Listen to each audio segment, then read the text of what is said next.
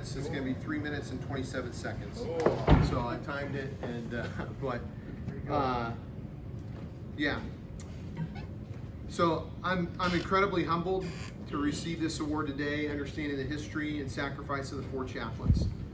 I have some of the 4 chaplain stamps that my father gifted me, framed in my office, that he had while he was a Navy chaplain. I would often look at them each day for inspiration to care for soldiers and families. And all the credit goes to Jesus, for he sustained and gave me the strength to live the call each day. I've loved doing ministry at the battalion level, and like most of you in this room, it's the best job I've ever had.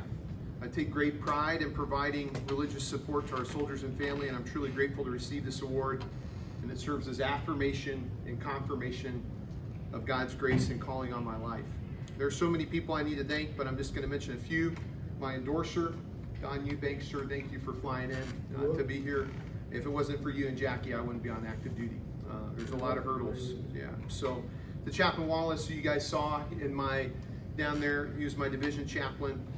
Thank you to him. Him and his wife were with my family in some really dark moments. And then my 56 Mike, the best 56 Mike in the United States Army, Sergeant Worthington. This was a team effort. Your tireless dedication and gritty attitude enabled great ministry at multiple echelons, and you trained me up in the way I should go. So I also want to honor my wife, Allie, who's not here today, but back and working with our kids. My recognition, as much of you have with your spouses, my recognition is completely built on the foundation of her support, servant heart. She selflessly raised 3 kids through COVID, a deployment, while finishing her degree, counseling spouses, making meals for countless grieving families, hosting home groups, being on the PWC board, and walking through the grief of a miscarriage. All this while being the glue that holds our family together.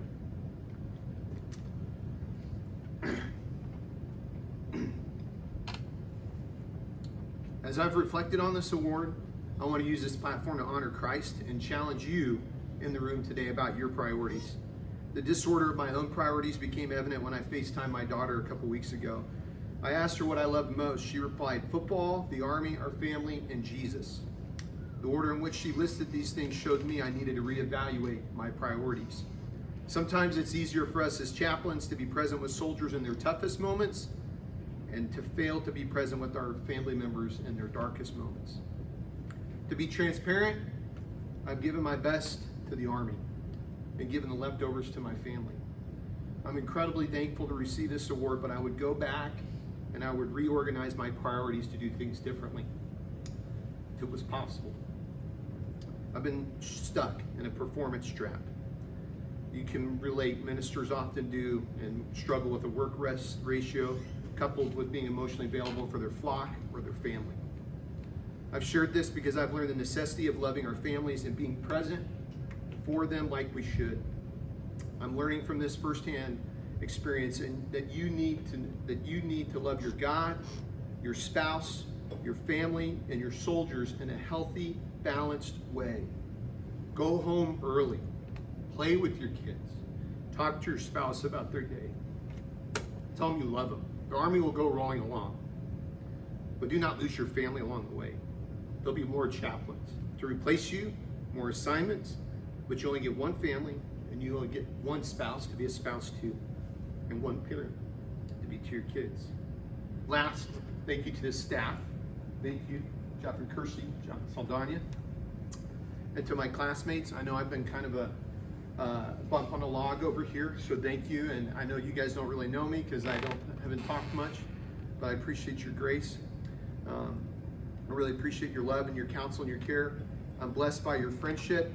You know who you are, Okiwe. And time with you during this course has been a real blessing for me, and I won't forget it. Please keep me in your prayers, and I'll keep you in mind. All the glory to God. Thanks, guys.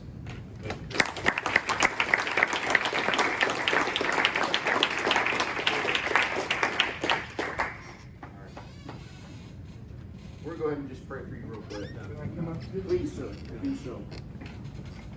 And a couple of you all who want to come up and lay some hands on our brother, feel free to do so. So this is what I'm going to offer. I'll dial. A lot of people don't know what that means. I'll start off, and then Chaplain Kersey can hang up, and we'll just leave a couple moments of silence. Father, I thank you for Grady. I thank you for his life and the calling that you placed